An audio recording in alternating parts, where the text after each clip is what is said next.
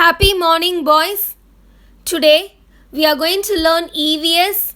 Lesson 3 Nature's Bounty. Nature is a precious gift to us from God. The nature consists of mountains, rivers, falls, trees, flowers, and many more things which looks very beautiful. Plants are the important part of nature. Plants are very useful to us.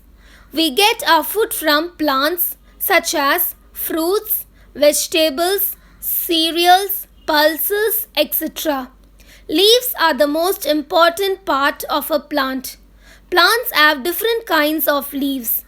They are of various sizes, shapes and colors.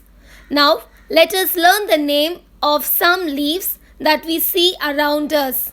Banana, mango, drumstick, neem, coconut, mint, coriander, basil and curry leaves. Flowers have a pleasant smell. Flowers have different kinds of petals.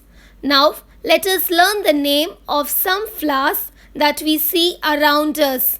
Firecracker, jasmine, marigold, lotus, rose and shoe flower.